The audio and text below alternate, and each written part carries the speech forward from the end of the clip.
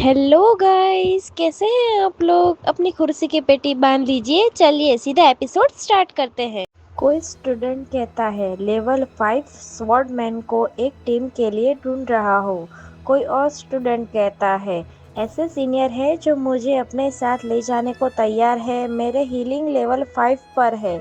ये वो खड़ा होता है और उसके आसपास 3 और लोग होते हैं जो अपने बारे में बातें कर रहे होते हैं। उनमें से एक कहता है चलो चले, यहाँ लेवल 3 का कचरा अभी तक क्यों है।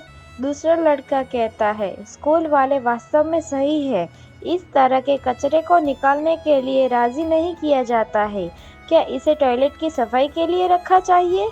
फिर से पहला वाला लड़का कहता है क्या वह महान यू है जिसे लेवल अप नहीं किया जा सकता है।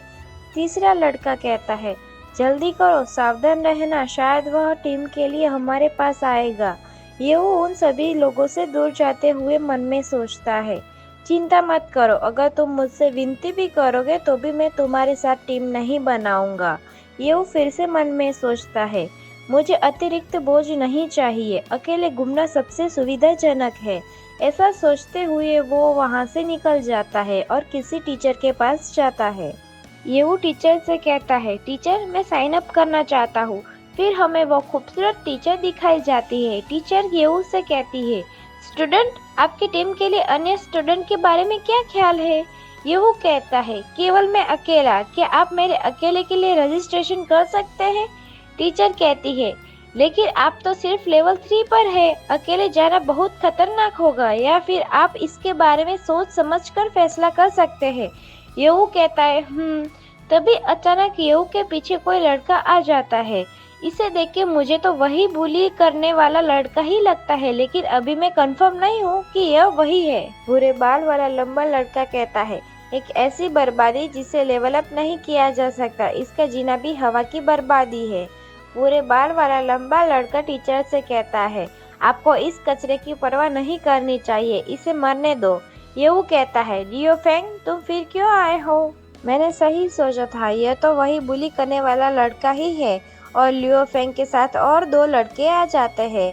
हमें इन दोनों के लड़कों के नाम पहले भी नहीं बताए गए थे, तो हम इसे कलर के नाम से ही बुलाएंगे। काले बाल वाला लड़का कहता है लेवल 3 तो कचरा है, तुम अपने बड़े ब्रो से इस तरह से कैसे बात कर सकते हो। सफेद बाल वाला लड़का कहता है ब्रो मुझे उसे सिखाने दो। लियो फेंग बोलता है एक मिनट रुकिए, कुछ लोग वैसे भी मेरे भाई जैसे हैं, इसलिए मैं अपना चेहरा दिखाने से खुद को नहीं रोक सकता।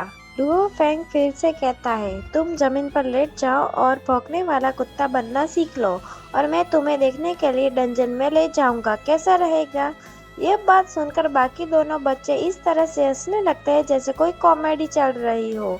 सफेद बाल वाला लड़का कहता है भाई लियो फेंग यह विचार वाकई बहुत बढ़िया है। सफेद बाल वाला लड़का फिर से कहता है जल्दी करो, लेकिन अभी भी ये वहीं पर बिना कुछ बोले खड़ा होता है। लेकिन फिर अचानक शायद गुस्सा करते हुए कहता है कुत्ता कैसे भौंकता है। लियो फेंग कहता है बेशक यो बाहू। वो 3 चौंक जाते हैं कि येऊ ने उसे अनजाने में कुत्ते की तरह आवाज निकाल दी, और लियो फेंग गुस्से में आकर येऊ पर हमला करने जाता है। लियो फेंग कहता है तुम्हारी हिम्मत कैसे हुई कि मैं ऐसा करूं। लियो फेंग फिर से कहता है तुम्हें मैं मार रहा हूँ। उसके हमला करने से पहले ही टीचर बीच में आ जाते हैं और कहते हैं रुक जाओ, अगर तुम लड़ना चाहते हो तो डंजन में लड़ने के लिए जाओ। टीचर फिर से कहती है मैं यहाँ लड़ाई करने के लिए कोई इजाजत नहीं दूंगी। ये सुनकर लियो फेंग गुस्से में जाने लगता है और येऊ को कहता है ये वो भागना मत, लियो फेंग डंजन में आपके सिर का इंतजार कर रहा होगा। येऊ कहता है आप एस्केप शब्द कैसे लिखे, मेरी डिक्शनरी में ऐसे कोई शब्द नहीं है। टीचर कहती है ऐसा मत कहो। येऊ फिर से कहता है ठीक है तो टीचर क्या आप मेरे लिए रजिस्ट्रेशन कर सकते हैं। टीचर कहती है हालांकि आपका साहस बहुत ज्यादा है, लेकिन अंत में यह बोलने की ताकत पर निर्भर करता है। टीचर फिर से कहती है चूंकि आप प्रवेश पर जोर दे रहे हैं तो मैं आपको केवल शुभकामनाएं दे सकती हूँ। ऐसा कहकर टीचर ने उसे एंट्री की पास दे दिया होता है। येऊ कहता है थैंक यू टीचर। ऐसा कहके येऊ वहाँ से निकलकर डंजन में जाने लगता है।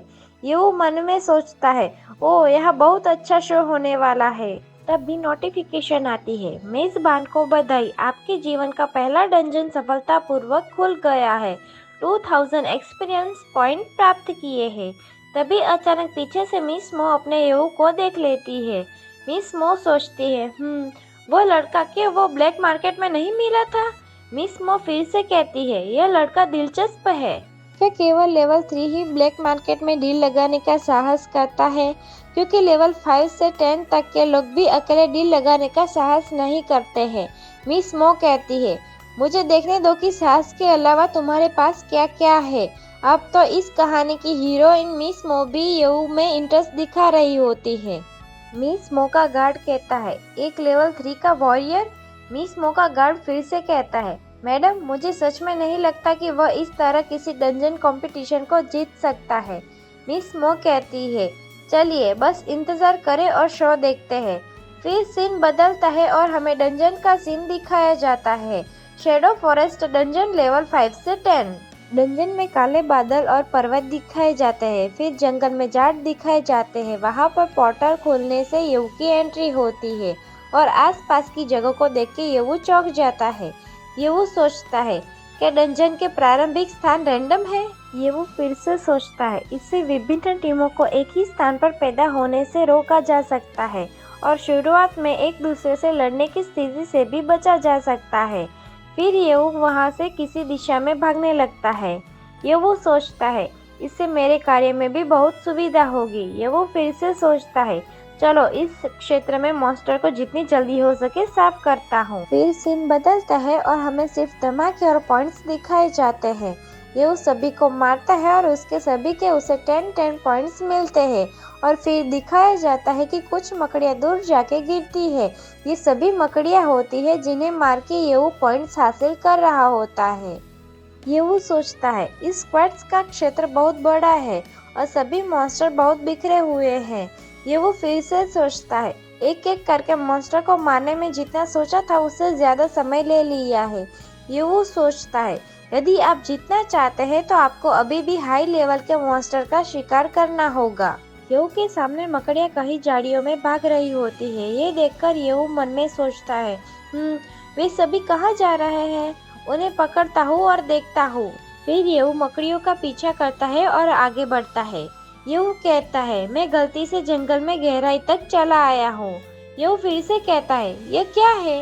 यू किसी चीज को सामने देखकर चौंक जाता है। फिर हमें भी दिखाया जाता कि वह कोई मकड़ी का जाल होता है और उसके बीच में एक लड़की फंसी होती है। यू कहता है, यह रेड बटरफ्लाई वेब। फिर उस लड़की का नाम और लेवल दिखाया जाता है, रून त्या नित्यन थेरेपिस्ट लेवल 5, लेकिन हमें इसे रून कह के बुलाएंगे। यू कहता है, यह तो एक लड़की है। आज का अपना सफर यहीं तक का था। अब फिर मिलेंगे नेक्स्ट एपिसोड के साथ। Thanks for watching our videos. Please like and subscribe guys.